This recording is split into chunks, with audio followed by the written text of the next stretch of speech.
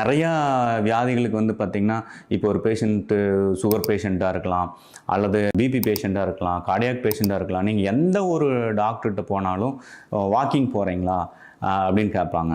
So இந்த வாக்கிங்னுடைய ஒரு அற்புதமான விஷயமே என்ன அப்படின்னு கேட்டிங்கன்னா, காலில் வந்து நிறைய வீனஸ் சிஸ்டம் வந்து நிறையா இருக்கும். சிஸ்டமிக் சர்க்குலேஷனில் வந்து மிகப்பெரிய பங்கு வகிக்கிற வந்து நம்ம காலில் இருக்கக்கூடிய வீனஸ் சிஸ்டம் தான்.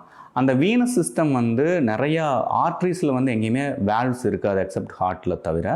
ஆனால் வீனஸில் வெயின்ஸில் வந்து பார்த்தீங்கன்னா கீழேருந்து மேலே வரைக்கும் வந்து ஒன் வே ஓப்பனிங் வேல்வ்னு சொல்லிட்டு நிறைய வேல்வுகள் வந்து இருக்கும். ஸோ அது என்னென்னா, நல்ல ரத்தம் போயிட்டு கெட்ட ரத்தத்தை வந்து மேலே அனுப்பிச்சிட்டு இருக்கிறது அதனோட வேலை. அப்போ அது எதுக்காக அது வந்து ஈஸி பண்ணி கொடுக்கும் நம்மளோட இதயத்துக்கு வந்து அதனுடைய வேலைகளை வந்து ரொம்ப ஈஸியாக பண்ணி கொடுக்கறதுக்கு தான். நீங்கள் வாக்கிங் போகிறப்ப என்ன ஆகுனா, இந்த கெண்டைக்கால் பகுதியிலையும் தொடைப்பகுதியில் இருக்கிற மசில்ஸ் வந்து சுருங்கி விரிகிறப்போ அதுவும் ஒரு இதயம் மாதிரியே ஆன வேலைகளை நம்மளுக்கு உடம்புக்கு பண்ணி கொடுக்கறதுனால உங்களுடைய இதய ஃபங்க்ஷன், இதயத்தினுடைய ரத்தோட்டங்கள் வந்து அதிகப்படுத்தப்படும். இதயத்தில் ஆஞ்சியோஜெனிசிஸ்ன்னு சொல்லிட்டு ஒரு புதிய ரத்த நாளங்கள் உருவாகிறதுக்கான முயற்சிகள் நடக்கும். அதுக்கு தான் நம்ம எல்லா வியாதிகள் உள்ளவங்களுக்கு வாக்கிங் போங்க. ஸோ இது வந்து நிறைய பேருக்குனால எல்லாத்தினாலையும் வாக்கிங் போக முடியுமா அப்படிங்கிறது அது ஒரு $1 மில்லியன் கொஸ்டின் அது. ஏன்னா நிறைய பேர்த்துக்கு வந்து மூட்டு வலிக்கலாம், அல்ல அவங்களால போக முடியாத சூழ்நிலைகள் இருக்கலாம்.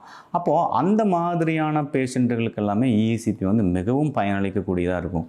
ஸோ இதில் வந்து என்னென்னு கேட்டிங்கன்னா, ஒரு நியூமேட்டிக் பிளாடர்ஸ் இருக்கும். அதை வந்து நாங்கள் கஃப் மசில்ஸு, தை மசில்ஸு, அதே மாதிரி பட்டக்ஸில் வந்து போட்டுட்டு இதயம் வந்து சுருங்குறப்போ இது விரிஞ்சுக்கும், இது சுருங்குறப்போ இதயம் விரியும். அது எதுக்காக சொல்கிறதுனா, அந்த ஒரு 0.12 செகண்ட்ஸ் அந்த டைமில் வந்து இதயத்தினோட ரெஸ்டிங் டைம்னு சொல்லுவோம். அப்போ தான் இதய தசைகளுக்கு ரத்த ஓட்டத்தை வந்து ரத்த குழாய்கள் மூலிமா எடுத்துக்கும்.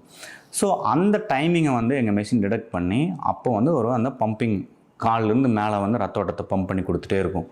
அப்போது அந்த ஒரு ப்ரெஷர் மூலிமா என்ன ஆகுனா, ஒரு பலூனிங் எஃபெக்ட்னு சொல்லுவோம். ரத்த குழாய்களில் வந்து ஒரு அழுத்தம் கொடுக்கப்படும். இங்கே இதயத்துக்கு ரத்தத்துக்கு கொடுக்கக்கூடிய ரத்த குழாய்களில் வந்து ஒரு அழுத்தங்கள் உருவாகும். அப்போ வந்து சின்ன கண்ணுக்கு தெரியக்கூடிய நிறைய கிளை நரம்புகள் வந்து ஹார்ட்டில் வந்து கிரியேட் ஆகும். ஸோ அதுக்கு பேர் ஆர்ட்ரியோனியோஜெனிசிஸ் அப்படின்னு சொல்லுவோம்.